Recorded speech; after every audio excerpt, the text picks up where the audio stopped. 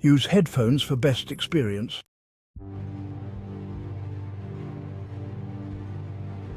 Tonight, I'm sharing a spine-chilling story of a weekend getaway that took a terrifying turn. What was meant to be a relaxing retreat at a historic lighthouse transformed into a harrowing experience that left my friends and me forever haunted. This is the story of our nightmarish stay at the Old Lighthouse, a place where the darkness seemed to come alive.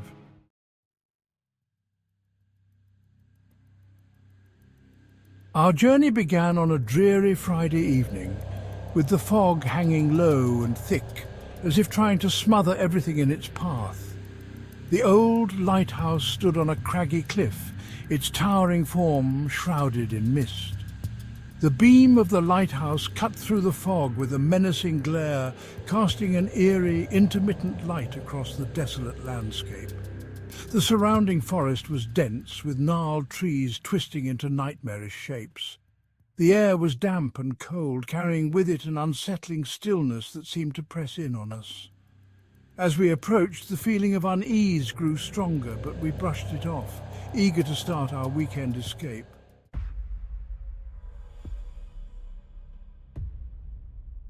We pulled up to the lighthouse just as twilight fell, the fog growing denser. The rusty iron gate groaned open on its hinges, revealing the lighthouse's foreboding silhouette. We parked and were met by Edith, the elderly caretaker.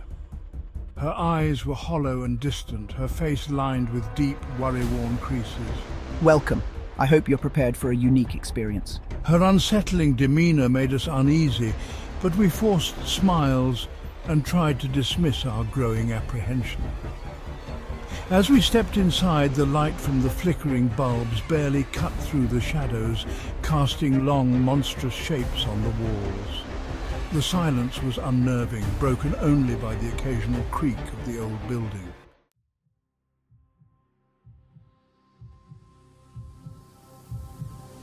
That evening, we gathered in the parlour by the fireplace.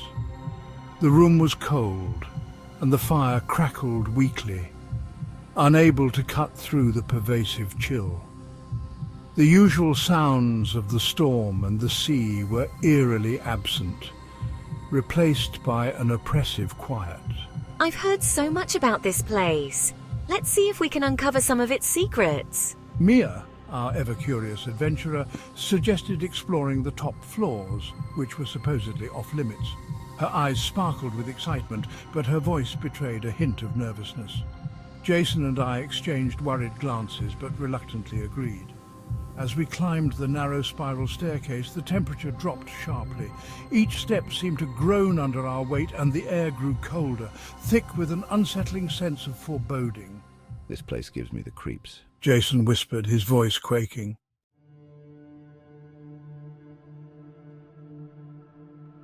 When we reached the top floor, a bone-chilling draft greeted us. The room was shrouded in darkness, the only light coming from the feeble beam of Mia's flashlight. The air was icy, and a cold, oppressive weight seemed to settle over us. Look, there's an old trunk in the corner covered in dust and cobwebs. Mia eagerly opened the trunk, revealing a collection of yellowed letters and a tattered diary. She began to read aloud from the diary, her voice trembling with each word. The shadows are watching me, she read, her voice barely a whisper. Even when I close my eyes, I feel their gaze. As she continued, the temperature in the room plummeted. A cold, biting draft swept through, making our breaths visible in the air. Jason's flashlight flickered and died, plunging us into an impenetrable darkness. His voice, now almost a whimper, echoed in the void. This isn't right, Jason said, fear palpable in his voice. We need to get out of here. The silence was broken by distant, mournful wails that seemed to emanate from the walls themselves. The air grew thick with an icy chill, and our breaths became shallow, each exhale a visible puff of terror.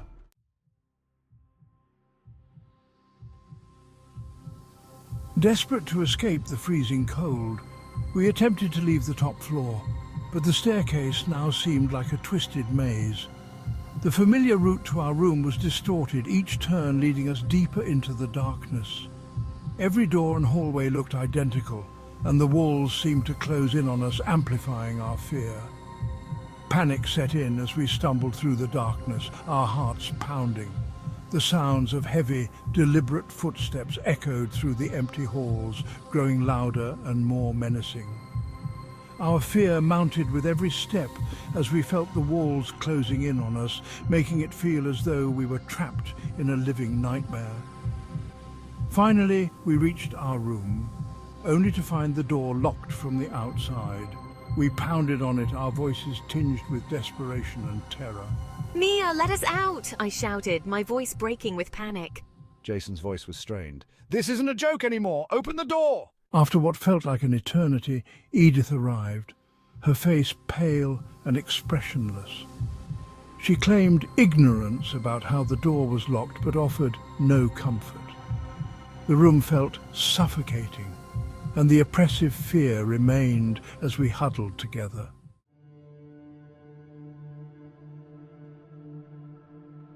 Unable to sleep, we huddled by the window, our breath still visible in the frigid air.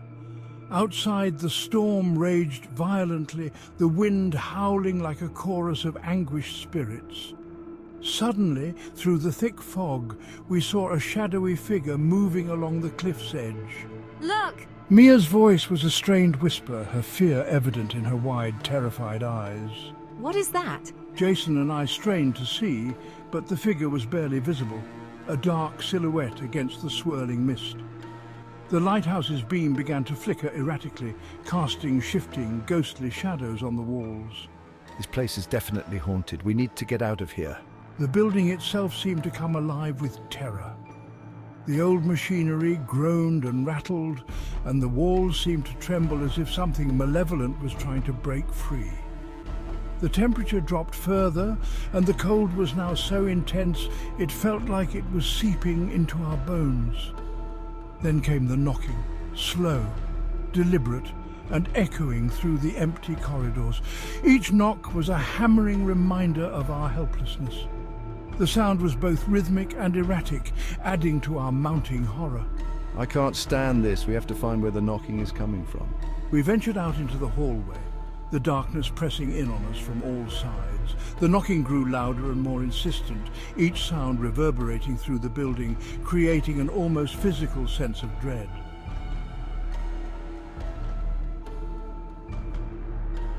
Following the sound of the footsteps, we found ourselves in the room with the trunk. The air was icy, and an overwhelming sense of dread filled the space. The temperature seemed to drop further, and our breaths crystallized in the frigid air. Then we saw him, Thomas, the ghostly figure from the diary. His form was a spectral silhouette, his features gaunt and hollow. His eyes were sunken and filled with a deep, sorrowful anguish. The shadows seemed to writhe around him, distorting his already ghostly form. Oh my God, look at him! He's right there! Jason's face was ashen. We need to get out of here, now. He shouted, his voice breaking.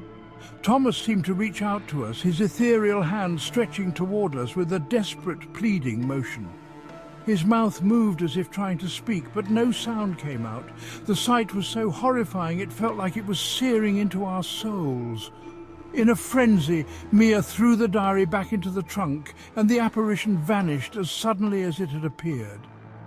The temperature returned to normal, the knocking ceased, and the silence that followed was almost as terrifying as the previous chaos. We were left in a stunned, trembling silence, our hearts racing as the fear slowly receded.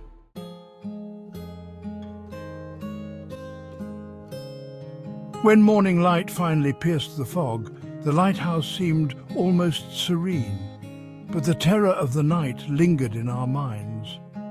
The fog lifted, revealing the cliff and the crashing waves below. Edith was nowhere to be found, and we hastily checked out, eager to escape the haunting memories of the lighthouse.